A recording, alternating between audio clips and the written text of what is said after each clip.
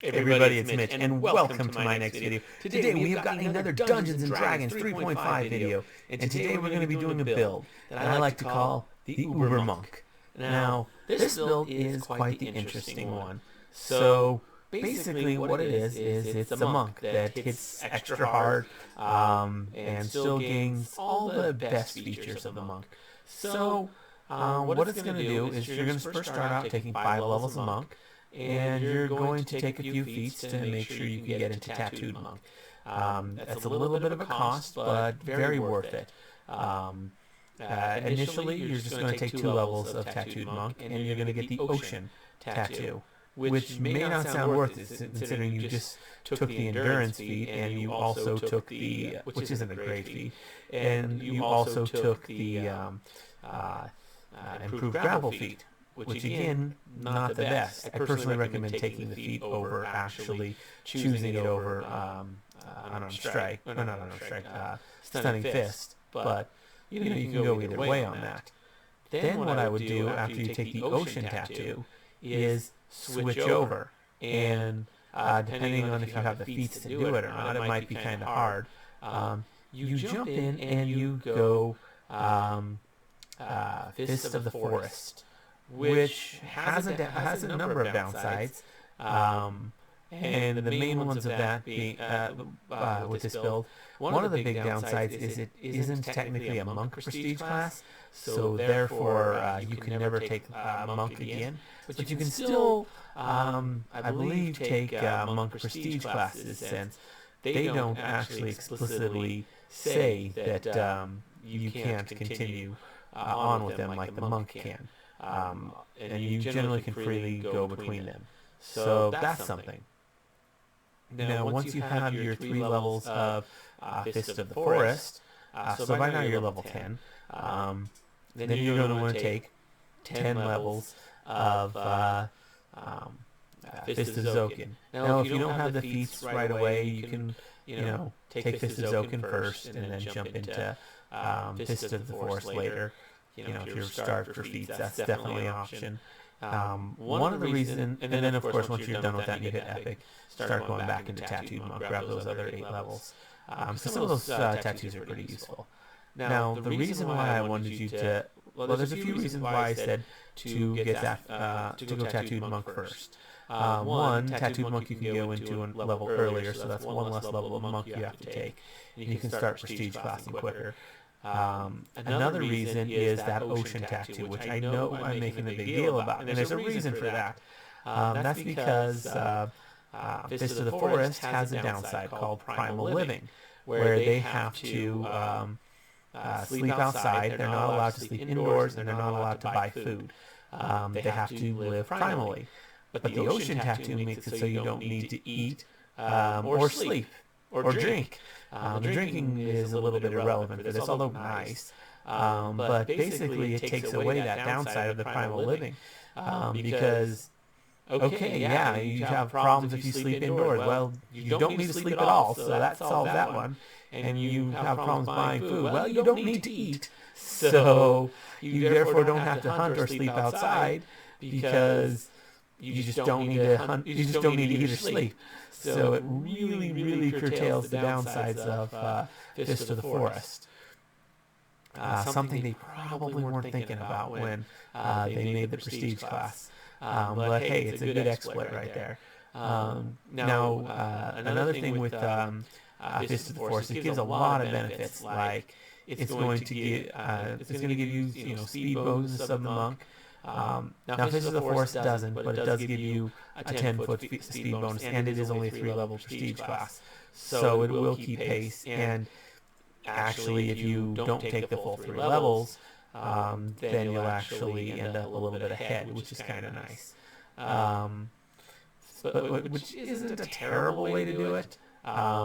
Whether you go the full 3 levels, I think really should depend heavily on how your DM rules on the extra damage that they do, because the Fist of the Forest gets to, at first level, up their damage dice by 1 for unarmed strike, and at 3rd level they get to do it again, which is way faster than the monk gets it.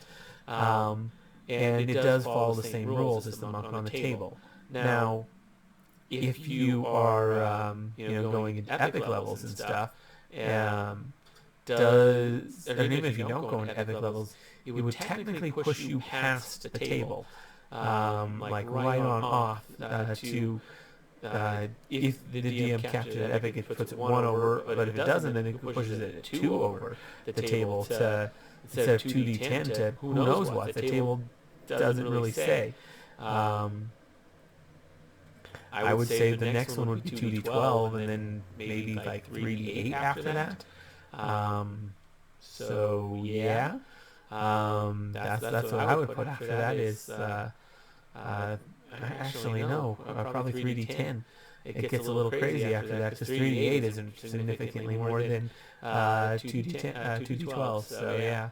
But anyways, another big thing with this is size. One of the psionic powers that you get from Fist of Zokin is expand, which will make you two size categories bigger. Which, when you have a large hit dice, like a 2d10 with your fist, or possibly even bigger if your DM allows it, and just kind of makes up, well, not makes up, but extrapolates the table to come up with numbers that are off the table. It really depends on whether the DM is going to do that or not. If the DM does it, I would definitely go the full 3 levels. If they don't, I would maybe stick to just like 1 level of Fist of the Forest, for a number of reasons. We'll talk about that in a sec. But yeah, so you're going to get a lot of damage because when you have a big damage dice and you up your size category, that dice size goes up by a lot.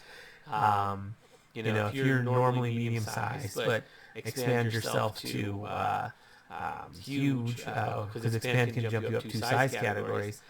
That really jumps things up a lot. Because I think 2d10 jumps to like 8d6, I think, for huge, which is impressive. And that's just your base damage on every attack. So yeah, quite a bit of damage is what you're going to be dealing whenever you hit things. And of course, you'll have the power attack feed, so you'll be power attacking with your fists, which is kind of cool. And yeah, you can do a ton of damage. Another nice thing about Fist of the Forest is they get to add their Constitution modifier to their AC. And it seems like it's going to stack with the monks. So basically, if you do this build, you get to add your Dex, your Con, and your Wisdom all to AC, which is a lot. That's a lot of things to be adding to your armor class, especially seeing as Wisdom and Constitution would both be put in as a dodge bonus, I believe, which is really nice. So yeah, you can really get that up there, and there's some. The Fist of Zokin uses Psychic Warrior powers, and some of those will help get you the bonuses that you're missing.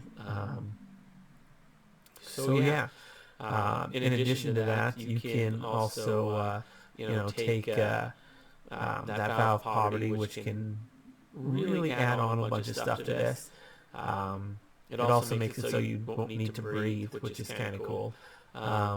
It also makes it so you don't need to sleep, not sleep, eat or drink, but you already get that one from the Ocean Tattoo. But hey, not needing to sleep is pretty nice, so definitely still want that tattoo. There's a bunch of other good tattoos too. I'm not going to say exactly which ones to take because you're only going to be getting 4 more, and there's more than 4 good tattoos in there. A lot of them aren't the best, but some of them are really nice. So, just look through that, find the ones you like.